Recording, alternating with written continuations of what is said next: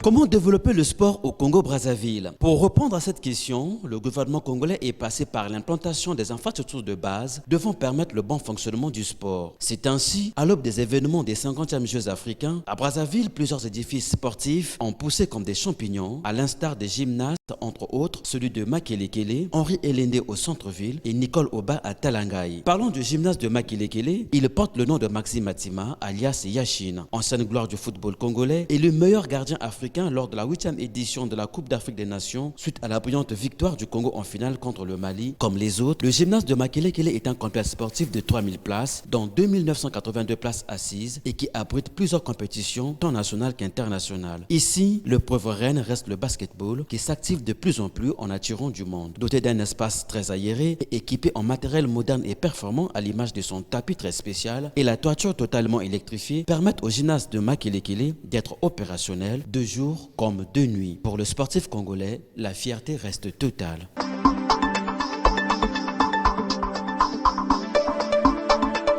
Si, c'est tout à fait normal que je puisse être fier de ce gymnase. Pas seulement de ce gymnase, des installations sportives qu'on vient nous offrir. Parce que cela va pousser à beaucoup de jeunes d'avoir la volonté, le goût de pratiquer des sports. Tout ce que je peux leur dire, c'est merci. Parce que c'est vraiment un bijou qu'ils viennent de nous donner. C'est un bijou que ceux qui ont construit viennent de nous donner. Et c'est vraiment, je suis très fier de que tout simplement merci. Merci. Oui, bien sûr, on ne peut qu'être fier de cela, vu que ce n'est pas aussi le seul gymnase dans la ville.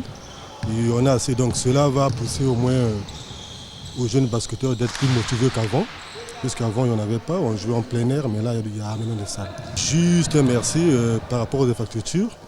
Donc, ça nous aide au moins à bien former les jeunes avec les stades appropriés par rapport à avant. Je ne peux que remercier les autorités du pays parce que c'est des choses qui nous manquaient il y a longtemps.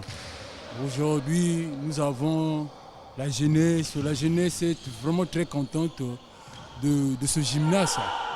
Donc on ne peut que remercier le président de la République et le gouvernement pour ce bijou. Donc c'est ça.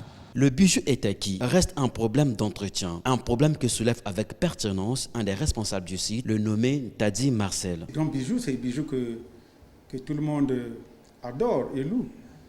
Mais nous signalons en passant que le peuple congolais, et particulièrement les habitants de Brazzaville, doivent fournir des efforts de pouvoir, si on pouvait dire, d'être jaloux de ces installations. Parce que en 6 mois, on commence à constater qu'il y a certaines installations, il y a certains gymnases que le public n'arrive pas à respecter. Ce n'est pas bon. C'est pas bon. Ça, c'est des milliards que nous avons dépensés. Nous ne pouvons pas le perdre en une année. Soyons vraiment jaloux, parce que on est envié par d'autres pays.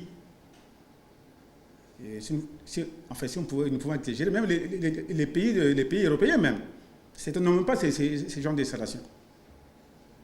Donc c'est comme un message que je lance au public congolais, d'être jaloux, comme nous qui sommes ici, dans ce gymnase de Maxime Matima de Makelekele.